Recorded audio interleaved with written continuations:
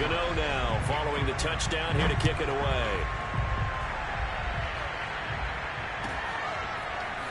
They'll elect to bring it out here from the end zone. And he'll be brought down at the 28-yard line, so the decision to bring it out of the end zone gets him 3 more.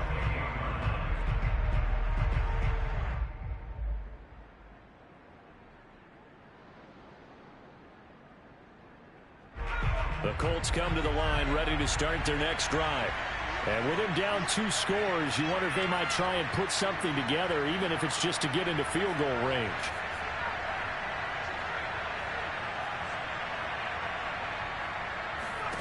Trying to shake off the interception from the last drive. He'll look to throw. And that is caught on the right sideline, but out of bounds, says the line judge. The throw took him a little too far. It's 2nd down. Throwing the football, he's not as sharp as he was last week when he was over 70%. Right now, he's under 50%. Well, that comes from extra game film, extra time.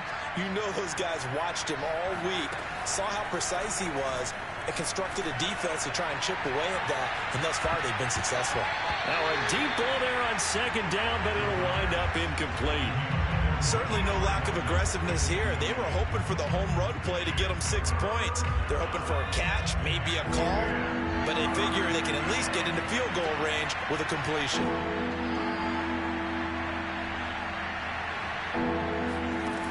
On 3rd down, he'll drop to throw. Flushed out right. Only able to get back a yard for his efforts, and that leads us to 4th down. While you admire anyone trying to pick up an additional couple of yards, they're just not worth it when you take shots like that. Quarterbacks have to stay in the game and stay on the field. So they're forced to punt on 4th as this one's away. And a great job here. This is going to turn out to be a beauty. This is marked down at about the 3-yard line. That punt was near perfection as it checked up inside the 5-yard line. You never know where these things are going to go, do you? No, what was it? You got a John Heisman quote about that, yeah, right? He said the football is roughly a prolate spheroid, which means it's going to bounce funny, and you never know where it's going to end up.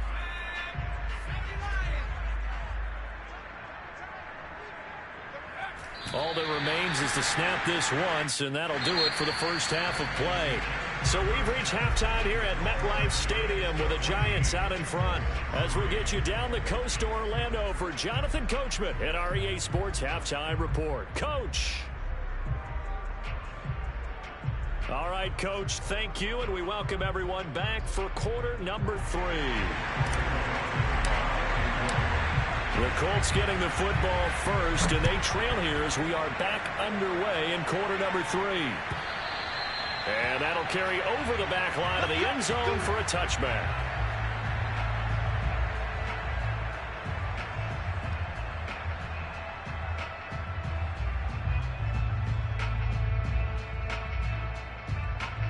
The Colts come to the line ready to start their next drive.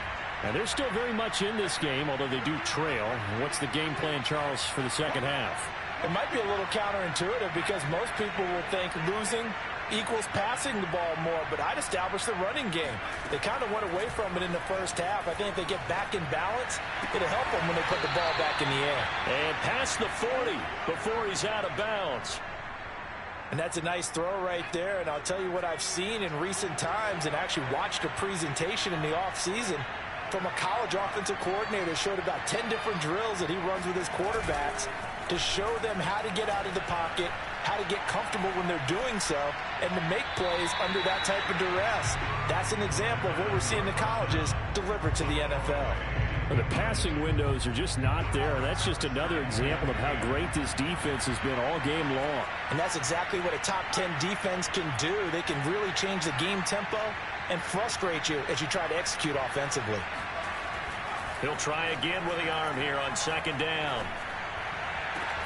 Here's a diving catch right side. To me, there's nothing like watching rookie effort in the NFL. So excited to be there. They're going to give you the max on each and every play, aren't they? Well, he proved himself on that catch, that's for sure. I think he may have proved himself to the point where he's going to get a second here. They'll look to throw again. Now this will be swung out wide for Taylor. And he's going to get this down near the 20-yard line. I don't know what they talked about at halftime. Whatever it was, it worked. They look like a different team here in the third quarter. Yeah, I doubt that there are very many trash cans that got kicked over that type of a speech. I think what they did was they analyzed what worked in the first half, what didn't, and figured out a better game plan. Still in search of their first touchdown of the game, but they're on the move. 1st and 10. He'll buy some time right. And his throw is incomplete. Well, defensively, they haven't let him just sit in the pocket and get comfortable, and that's opposite a lot of game plans in today's NFL. Ordinarily, you're trying to keep the quarterback hemmed in. In this case, they brought the heat, and if he flushes out, they're fine with that, and they force another incompletion.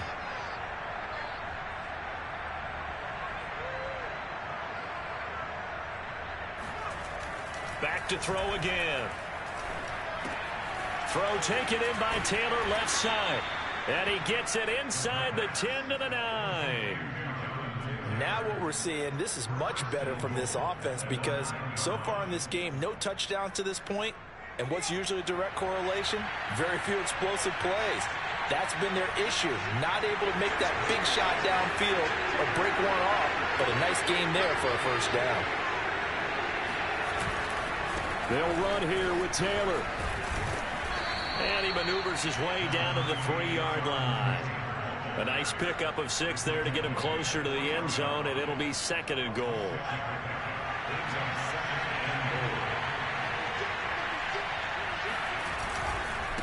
They'll try to run this one in. And he'll get into the end zone. Touchdown, Indianapolis. A great play there. His 2nd touchdown on the season. And the Colts have got it back to a 1-score game. So it was the passing game that got him down here, but closer to the goal line, it's the running game that gets him home. Certainly appears that they lulled the defense into thinking that the passing game was going to be it the entire drive. Nice change up there going to the running game to get him over the goal line. Extra point by Blankenship is up and good. And the lead is down to 4. So after the touchdown, here's Blankenship kicking off. Taking it about the 1. And able to get this out to the 25.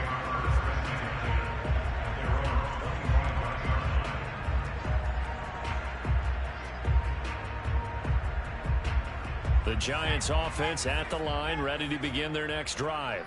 And maybe some renewed pressure on this unit following the touchdown a moment ago. It's back to a 1-score game. And because of that pressure, because it's now a 1-score game, they know this is where you need to slow the momentum change. Because otherwise, that could overrun your team. You've got to be careful right here.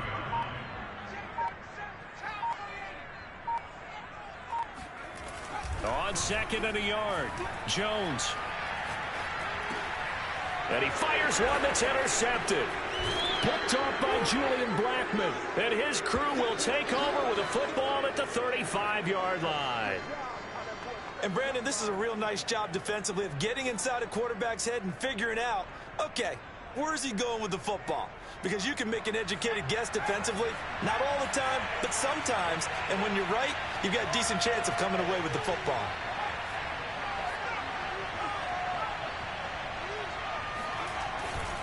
They'll run on 1st down. Taylor finding room to the 20. And he takes this one in for a Colts touchdown. Jonathan Taylor with his 16th touchdown of the year. And the Colts are going to jump back in front.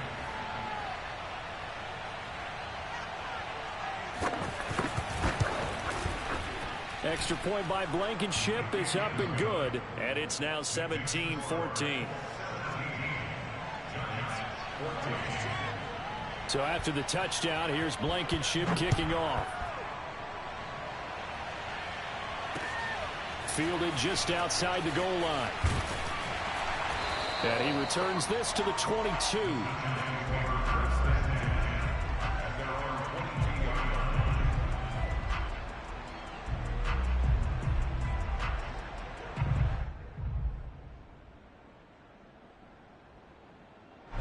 The Giants offense at the line, ready to begin their next drive. And following the interception, we'll see what they can put together on this drive. I can hear my old college coach right now. He always used to tell us before every game, the team making the fewest mistakes will win. What they're hoping is that that last mistake is their only one of the game. Coaches, that's all they talk about, turnovers, right? Minimizing those and maximizing opportunities.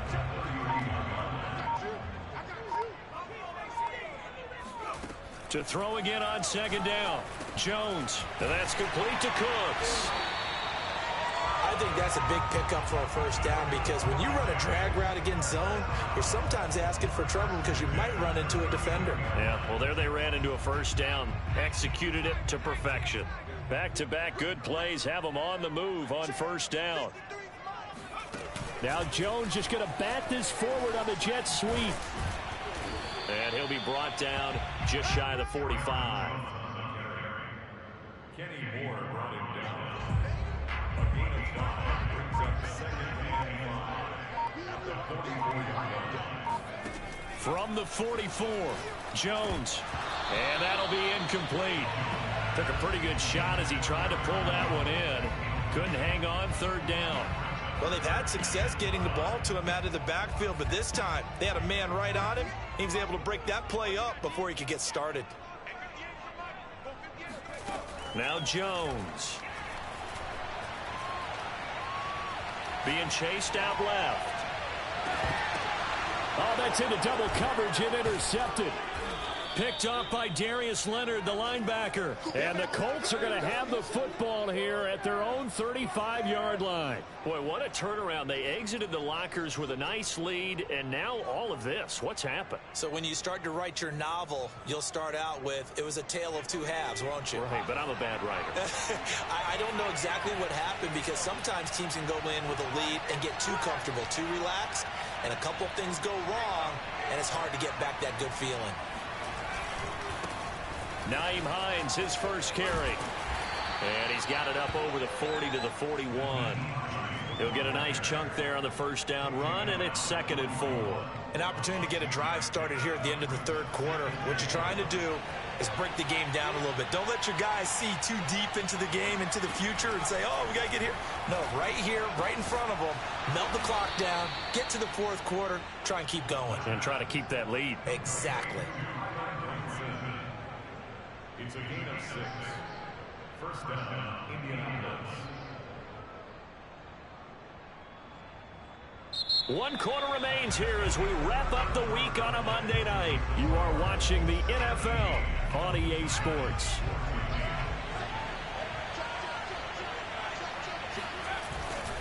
On first down, Taylor. And he stopped immediately there. There to stop him on the defensive side, Lorenzo Carter. So after the run for no gain, here's 2nd and 10.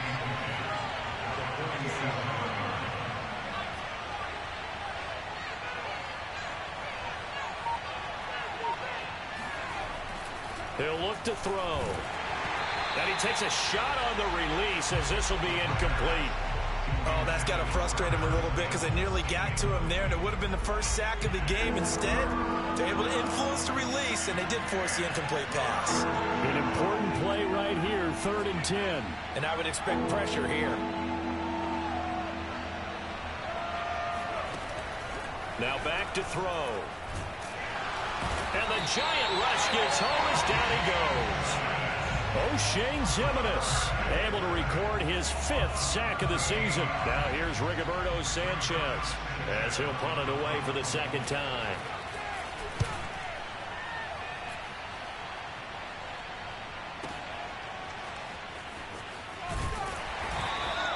A big kick there. We'll call it 56 yards on the punt. And the Giants' drive will start from deep in their territory with a 1st and 10.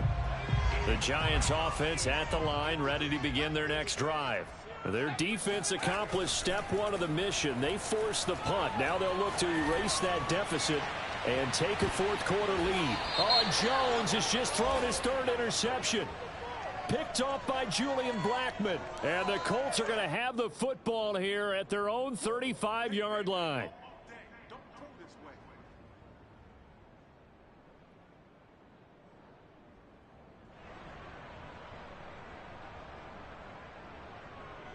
So now a fresh set of downs, 1st and 10 after roughing the passer. Throwing, Jones. Cooks on the quick slant.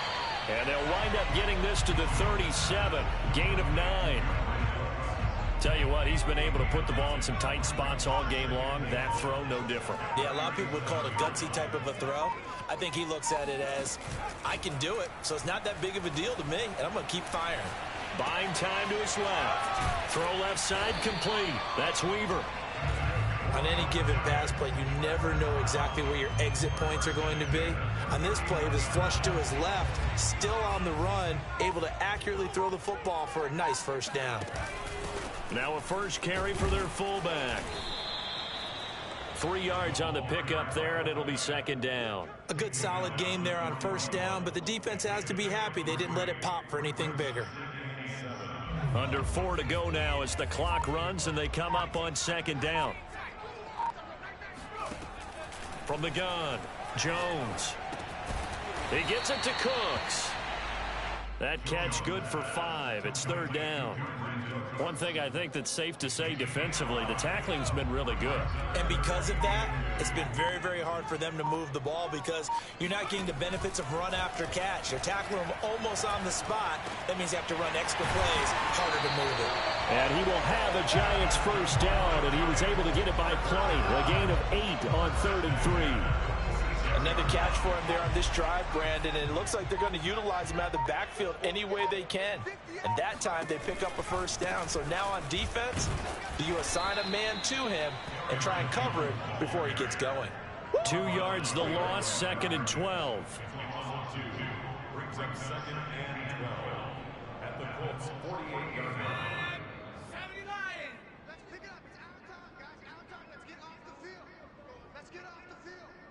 So it's Giants football here as we welcome you back. They come up on a 2nd down now in a game that looks like it's going to go down to the wire. On 2nd and 12, Jones. And his throw's going to be incomplete.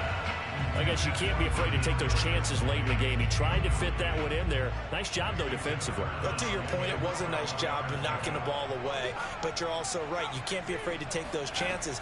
That means your guys going downfield to catch the ball, they've got to elevate their game and come down with these in order to keep your offense moving.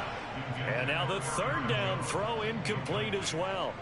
That means it's just one last chance left, and this has to be a 1st down or a touchdown, or this game's over. One score down. Here we go. They're going to go for it here on 4th down.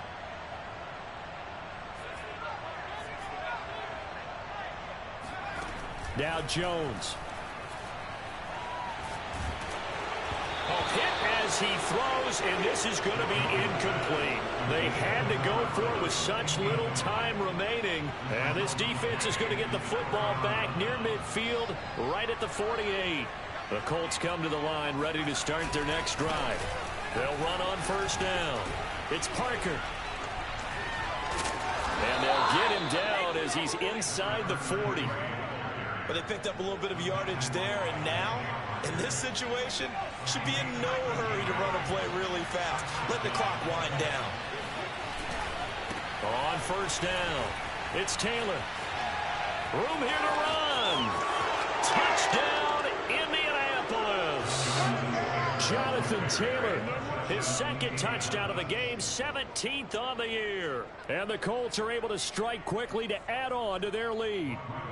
Rodrigo Blankenship on for the PAT. And his guys will take a 10-point lead. Makes the score Colts 24, Giants 14. So after the touchdown, here's Blankenship kicking off. And here comes a return from the middle of the end zone. The Giants take over 1st and 10 at their own 18-yard line.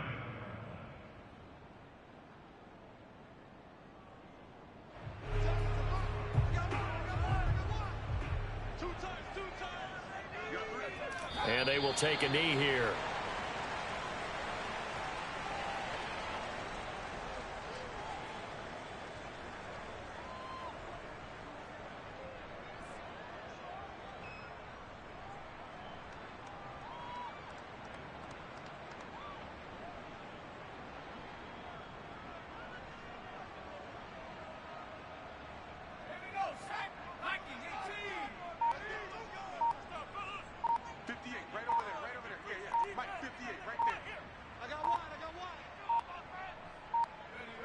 And they take a knee.